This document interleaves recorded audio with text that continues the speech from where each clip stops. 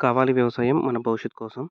నేను మీ ఆదర్శ రైతుని, మీకు అందుబాటులో ఉండే రైతుని. మీరు ఫస్ట్ టైం గనుక మన ఛానల్‌ని చూస్తున్నట్లయితే ఛానెల్‌ని సబ్స్క్రైబ్ చేసుకొని, అలాగే లైక్ అండ్ షేర్ చేయండి మన వీడియోస్‌ని. ఈరోజైతే ఏడో రోజు అవుతుంది. మనమైతే పురుగులైతే నిద్ర లేచాయి. మూడో జ్వరం అయితే లేచాయి. నిన్న మొన్నైతే ఒక 2 రోజులైతే రెండో జ్వరం పనుకున్నాయి. మూడో జ్వరం పనుకున్నాయి. మూడో జ్వరం లేచాయి.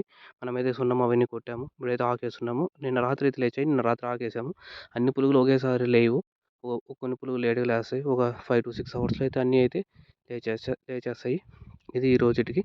ఇంకేమేమి చేయాలనేది నెక్స్ట్ వీడియోలో అయితే మీకు అప్డేట్ చేస్తాను. మనం అంతా ఆకేసినాక ఇంకో లేయర్ అనేది వస్తుందని చెప్పాను. అది చాలా చిన్నది, మనకు కంటికి కనపడనంతగా అయితే ఆ లేయర్ అనేది వస్తుంది. పాము పొర మాదిరి అయితే ఆ పొర అయితే ఈడ్చేస్తుంది.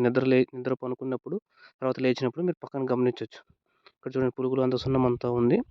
ఒక మేత 2 మేతలు వేసినామనుకో, ఆ సున్నం అంతా క్లీన్‌గా అయితే వెళ్ళిపోతుంది. ఆ పొర కూడా అయితే ఆకు మీదనే మీరు గమనించుకోవచ్చు. ఆకులైతే నిద్ర లేచినప్పుడు అయితే ఎక్కువ తినవు.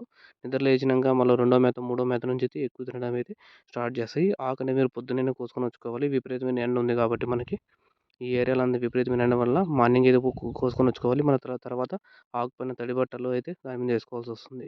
ఎందుకంటే మనం సాయంత్రం వరకు ఆకే వేయాలి కాబట్టి. ఈరోజు మార్నింగ్ మేత వేసేసి వెళ్ళిపోయినామనుకో, రేపు మార్నింగ్ మేత వరకు అయితే ఆకు కోసుకొని వచ్చుకునేయాలి ఒకేసారి. నేను మళ్ళీ సాయంత్రం కోసం అనుకున్నామనుకో, ఎక్కువైతే ఎఫెక్ట్ అయితే ఆకు అయితే వాడిపోతుంది సాయంత్రానికి.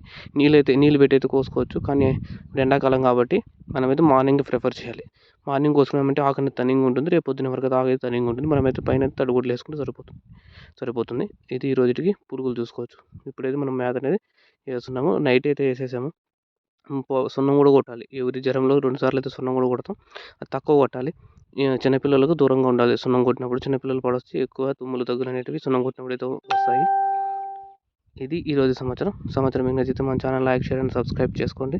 నేను మీ ఆదర్శ రైతుని, మీకు అందుబాటులో ఉండే రైతుని. Thank you all farmers. Next వీడియోలో మరిన్ని అప్డేట్స్ని ఇస్తాను.